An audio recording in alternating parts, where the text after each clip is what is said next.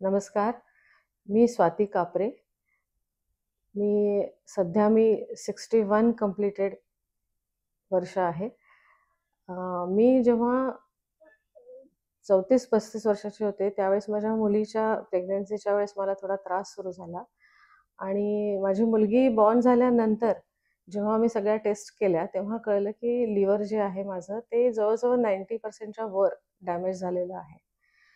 त्यावेळेस म्हणजे 99-2000 मध्ये अ, याचा काही ट्रीटमेंट अशी विशेष उपलब्ध नव्हती आणि खूप इंटेन्सिव्ह ट्रीटमेंट करताना किंवा सगळे इन्व्हेस्टिगेशन्स करताना हे लक्षात आलं आम्हाला डॉक्टरांनी सांगितलं की लिव्हर ट्रान्सप्लांट हे एकमेव उपाय आहे.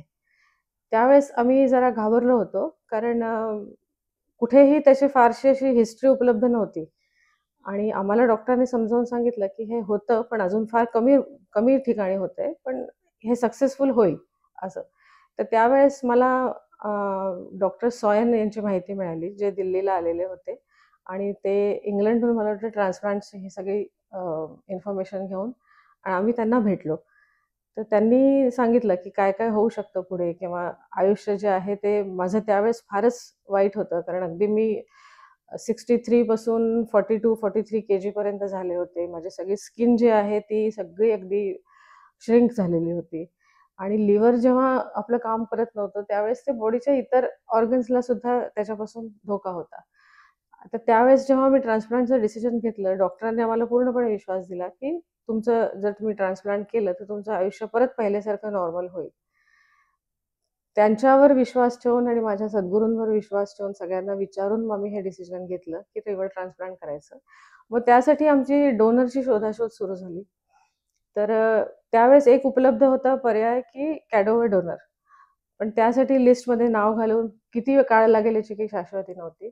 मग माझा भाऊ मनीष भोरासकर आणि एक माझा मामा आहे अनिल बोरगावकर.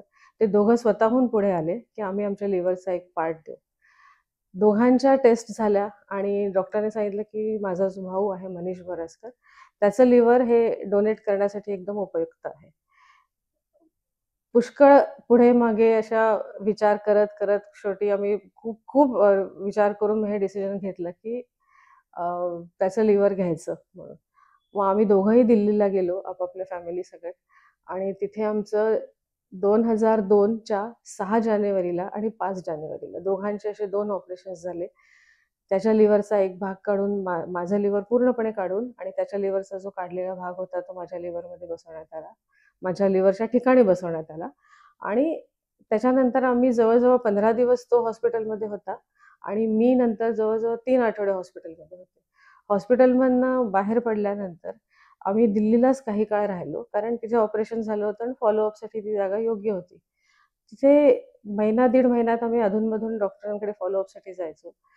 फेब्रुवारीमध्ये जानेवारी 5 आणि 6 ला हे ऑपरेशन झाल्यानंतर जानेवारीच्या शेवटी मनीष आपल्या गावी परत निघून गेला इंदोरला आणि मी फेब्रुवारीच्या मला वाटतं दुसऱ्या आठवड्यात मी परत मुंबईला आले. मी त्यावेळेस मुंबईला राहत होते.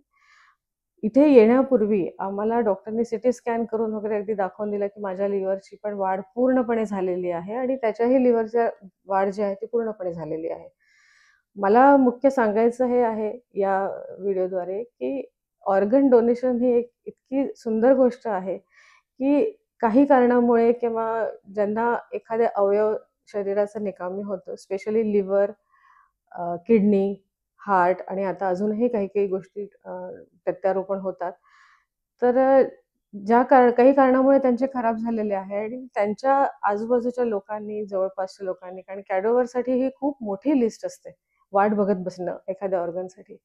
त्यांनी जर थोडं धाडस दाखवलं, तर आता हे ऑपरेशन इतकं सहज आणि सोपं झालं आहे. ऑफकोर्स याच्यामध्ये काळजी खूप घ्यायची असते. पण इतकं छान त्याच्यानंतर जो पण डिसीज पर्सन जो आहे त्याचं आयुष्य इतकं छान होतं. पुन्हा तो पहिल्यासारखं आयुष्य अगदी पूर्ण जोमाने जगतो. मी ऑपरेशन झाल्यानंतर पहिले 6 महिने डॉक्टरांनी सांगितलं त्याची पूर्णपणे अगदी काळजी घेतली. खाण्यापिण्याच्यापासून ते इन्फेक्शन न होऊ देणे स्वतःला, याची खूप काळजी घ्यायची. वर्षभरात मी पूर्णपणे बरी इतकी झाली, की मी पुन्हा आपली नोकरी जॉइन केली. अगदी नॉर्मल आयुष्य जॉइन केलं. माझं मुलगी पण तेव्हा लहान होती. तिच्याबरोबर खेळणं, बाहेर जाणं, क्लासेसला घेऊन जाणं, हे स्कूटर चालवणं, हे सगळं इतकं नॉर्मली करत होते मी, की विदिन 1 इयर मी विसरून पण गेले, की आपलं ट्रान्सप्लांट झालंय. पण अधून-मधून इतकंही नाही विसरायचं, की त्याची काळजी घेणं सोडलं. आणि पुन्हा पुढे जाऊन ते इतकं नॉर्मल आयुष्य झालं, की मी जी पूर्वी खेळायचे, तशी मी बॅडमिंटन खेळ सुरू केला. आणि त्याच्यानंतर आमच्या 2-3 ठिकाणी अजून ट्रान्सफर झाला. प्रत्येक ठिकाणी बरोबर मी जायचे. पण डॉक्टरांचं फॉलोअप असायचं. दर 2-3 महिन्यांनी आपल्या रुटीन टेस्ट्स करायच्या. डॉक्टरांना भेटायचं. आणि ते करता-करता मला एका वेळेस असं कळलं, खूप पुष्कळ वर्षांनी कळलं, की ट्रान्सप्लांट गेम्स पण होतात. तर आता मी बॅडमिंटन खेळणं थोडं कमी केलं होतं, पण जस्ट ते ट्रान्सप्लांट गेम्समध्ये जाऊन बघायचंय, की काय होतं तिथे, कसं काय लोकं आपल्यासारखेच तिथे इतरही लोकं असतात. तर तिथे म्हणून मी भाग घेतला. मागच्या वर्षी मी नर्मदा फाउंडेशनच्या प्रोग्राममध्ये गेले. घाटकोपर मुंबई इथे आयोजित केलेल्या, आणि तिथे मी माझ्यासारख्या खूप लोकांना भेटले. काही अशी तिथे मला अशी कॉम्पिटिटिव्ह स्पिरिट अशी ॲक्चुअली नव्हती, की मला माझ्यासारख्या लोकांना भेटायचं होतं, की त्या लोकांचंही आयुष्य कसं आहे आफ्टर ट्रान्सप्लांट. तिथे मी हार्ट ट्रान्सप्लांट झालेल्या लोकांना भेटले, किडनी ट्रान्सप्लांट झालेल्या लोकांना भेटले, माझ्यासारखे लिव्हर ट्रान्सप्लांट झालेल्या लोकांना भेटले. माझ्यासारखे सगळे नॉर्मल होते आणि इतक्या उत्साहात खेळात भाग घेत होते, की असं वाटत होतं, की किती सुंदर आयुष्य त्यांनाही मिळाले ट्रान्सप्लांट नंतर. जर यांना कोणी डोनर मिळाला नसता, तर आज माहिती नाही ते जगातही असते की नाही. तर म्हणून त्या डोनरबद्दल पण कृतज्ञता, आणि त्या सगळ्या लोकांबद्दल मनातून एक सहभावना अशी छान निर्माण होऊन आम्ही पण तिथे खेळलो. आणि तिथे मला लेडीजच्या कॉम्पिटिशनमध्ये हा नर्मदा फाउंडेशनकडून मला पहिलं मेडल आणि सर्टिफिकेट असं मिळालं. गोल्ड मेडल जिंकले तिथे मी. तिथून माझा उत्साह वाढला आणि मग मी अजून खेळायला एक प्रॉपर ट्रेनिंग घ्यायला पण सुरुवात केली. आणि प्रॉपर ट्रेनिंग घ्यायला सुरुवात केली. मग मी पुण्यात राहते सध्या. तर पुण्यामध्ये मी आजूबाजूच्या अकॅडमीमध्ये चौकशी करून आधी विचार केला आपल्या वयोमानाने ट्रेनिंग घ्यावी. पण नंतर मला जे तिथले ट्रेनर होते ते म्हणाले, की "नाही, तुम्ही सगळ्या वयोगटातील लोकांशी खेळा, म्हणजे तुमचा खेळ सुधारेल." आणि असं करून मग मी नंतर चंडीगडला जी रोटोतर्फे पी-जी-आय चंडीगडतर्फे जी ट्रान्सप्लांट गेम्स आयोजित केले जातात मार्चमध्ये. मार्च 2024 मध्ये हे गेम्स झाले आणि तिथेही मी भाग घ्यायला गेले आणि तिथेही मला हे सिल्व्हर मेडल मिळालं. चंदीगडमध्ये मला इथल्या अनेक दुसऱ्या व्यक्तींशी पण भेटायला मिळालं. तिथेही असेच हार्ट ट्रान्सप्लांट झालेले, किडनी ट्रान्सप्लांट झालेले, लिव्हर ट्रान्सप्लांट झालेले लोकं होते. आणि त्यांचंही नॉर्मल्सी बघून मला खूप मनात समाधान वाटायचं, की आज हे लोकं सगळे किती छान आयुष्य जगत आहेत. तिथे त्यांनी पुष्कळशा दात्यांचा पण सन्मान केला, जे अवयवदाता असतात त्यांचे. आणि तिथून मला ऑर्गन इंडिया शी बोलायला मिळालं आणि ऑर्गन इंडियातर्फे मला विचारण्यात आलं, की तुम्ही वर्ल्ड ट्रान्सप्लांट गेम्समध्ये जाल का? तर सगळ्या संभावना आणि सगळ्या हे बघून मग आम्ही हो म्हटलंय. आणि यावर्षी ऑगस्ट 15 ते 24च्या मध्ये जर्मनीला होणाऱ्या वर्ल्ड ट्रान्सप्लांट गेम्समध्ये मी भाग घेण्यासाठी तयार झाले.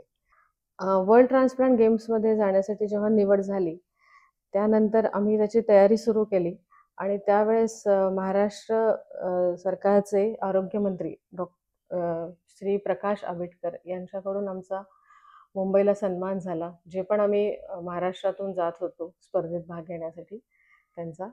आणि त्यांच्याकडून हे खूप मोठं एक प्रोत्साहन होतं. कारण शासनातर्फे प्रोत्साहन म्हणजे ही खूप कौतुकाची बाब ठरते. जर्मनीत आम्ही गेलो. आपल्या महाराष्ट्रातून आम्ही 2 जण ठाण्याचे आणि मी एक होते असे. आम्ही तिथे गेलो आणि तिथे गेल्यानंतर आम्हाला सगळे जे चंडीगड आणि मार्चच्या ह्याच्यात जे भेटले होते आपले इंडियाचे ॲथलीट, आम्ही 50च्या वर आम्ही सगळ्यात मोठी टीम होती इंडियाची. आणि आम्ही तिथे गेलो. तिथल्या आंतरराष्ट्रीय लोकांशी, ज्यांचं ट्रान्सप्लांट झालेलं आहे, अशा लोकांशी भेटलो आणि ते बघून अजून उत्साह वाढला. तिथे अरेंजमेंट पण खूप छान होती आणि सगळ्या स्पर्धा ज्या आहेत त्या वेगवेगळ्या ठिकाणी अरेंज केलेल्या होत्या. प्रत्येक ठिकाणी आम्ही जायचो, आपल्या स्पर्धेत भाग घ्यायचो आणि यायचो. तिथेही मी बॅडमिंटन खेळले. तिथे चायना, हाँगकाँग, थायलंड, जर्मनी, नंतर अजूनही अनेक देशांचे लोकं 2000च्या वरच ॲथलीट होते. मी आपली बॅडमिंटन स्पर्धा खेळले. तिथे डबल्समध्ये मी भाग घेतला, सिंगल्समध्ये भाग घेतला. सिंगल्समध्ये मला तिथे भाग मी क्वार्टर फायनलपर्यंत जवळ-जवळ पोहोचले आणि तिथे फक्त क्वार्टर फायनलमध्ये मी हारले. खूप कॉम्पिटिटिव्ह स्पिरिटवाले लोकं होते तिथे. पण सगळे आम्ही स्पर्धेनंतर एकमेकांना भेटायचो. अगदी एकमेकांना छोटे-छोटे गिफ्ट्स द्यायचो. आणि हारल्याची अशी भावना नव्हती आणि मेन मुख्य भावना हीच होती, की आपण इतक्या मोठ्या स्तरावर जाऊन भाग घेऊ शकलो. ते पण इव्हन आफ्टर ट्रान्सप्लांट. ट्रान्सप्लांट झाल्यानंतर आयुष्य इतकं सोपं आणि सहज झालं, की मला आठवतं, की ते 2-3 वर्ष मी खूप त्रासात काढले होते. ज्यावेळेस ट्रान्सप्लांटबद्दल एवढी शाश्वती नव्हती. आम्ही सगळेच घाबरलेलो होतो. ते आयुष्य मी आता अगदी पूर्णपणे मागे सोडून आता हे नवीन आयुष्य जगते आहे मागच्या 23 वर्षापासून. आणि याचं श्रेय नक्कीच देवाला आहे, माझ्या सद्गुरूंना आहे आणि माझ्या भावाला पण आहे. त्यांनी हे डिसिजन घेण्याचं धाडस त्यावेळेस दाखवलं. म्हणून आज मी इथे बसली आहे आणि आपलं अगदी नॉर्मल आयुष्य जगते आहे. तर त्यासाठी सुद्धा मी देवाचे आभार मानते. तिथून आल्यानंतर, जर्मनीहून आल्यानंतर आम्हाला भारत सरकारतर्फे दिल्लीत बोलवण्यात आलं आणि जे पण भाग घेतलेले खेळाडू होते किंवा ज्यांना पदक मिळालेले खेळाडू होते, त्यांचा सगळ्यांचा दिल्लीमध्ये अ, सन्मान करण्यात आला.